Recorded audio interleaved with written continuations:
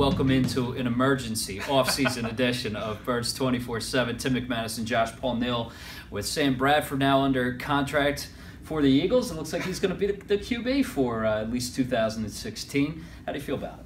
I think it's a good deal, and the thing that I like about it, the two big numbers that I see are 1 year and $22 million, and that's assuming there's no injury. But the big thing is, after 1 year, they can get out of this deal if they want to. And the $22 million, the benefit of doing the deal the way they did it was instead of a franchise tag where you pay them $20 million, you can spread the cap hit over 2 years. So in 2016, the cap hit will be $12.5 million. That's pretty good. Next year, the cap hit's a huge number, but it seems like they would either release him, they didn't want him that second year, or try to renegotiate the deal for a longer-term deal. So I don't think that second-year cap number is as big of an issue.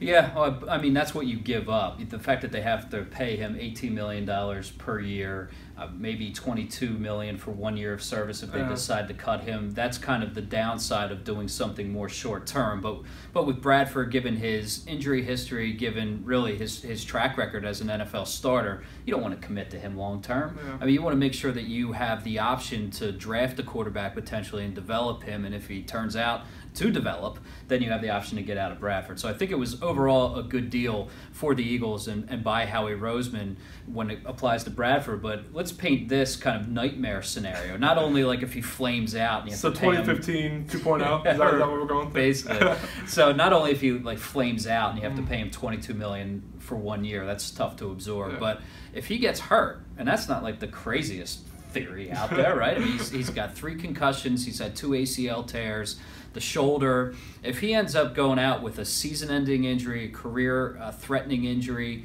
and there's another $4 million in there guaranteed for injury, right? Yeah. So that means that's $26 million that you would have to pay Sam Bradford for 1 year of service. All right. So while everybody is lauding Roseman and the Eagles, and rightfully so, I think it was the right move for them, there is some risk that's involved with this as well. Yeah. So what do you think in terms of how they're going to proceed? You got free agency that's going to be starting up soon, and then more importantly, from a quarterback perspective, you have the draft. How do you think they approach it? Yeah, well, I don't think there's any long-term solution in free agency. I mean, you got guys like maybe Chase Daniel they could, or if there was talk even if they wanted to reacquire Nick Foles, there really is no long-term solution in free agency. In the draft, though, I think they'll definitely take a quarterback. Maybe not at the number 13 pick. It really depends on how much they like Paxton Lynch out of Memphis. He's a guy that you have some concerns with his footwork. He didn't really go under center that much. He said at the combine, this shocked me, that he didn't even really throw the ball in high school because they ran the wing to the offense. So that's a guy that you have to worry about the fundamentals, but his arm strength may be the best in the class. But if not him, then a guy in the mid rounds, maybe day 2, day 3. So there will be another quarterback acquired. Yeah, but you can't let the fact that you're paying Bradford and are rolling with Bradford for the present to stop you from using that number 13 overall pick if in fact you identify somebody. I mean, would there be a level of awkwardness? Yeah.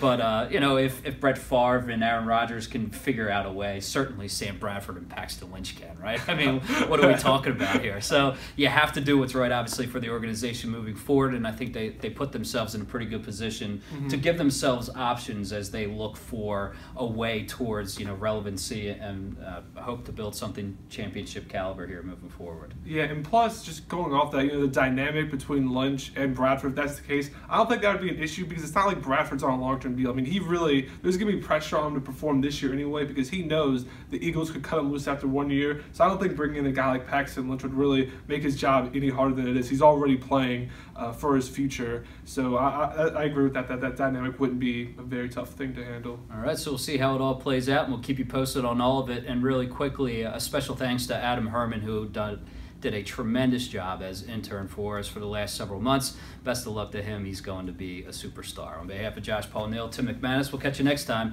right here on Birds 24/7.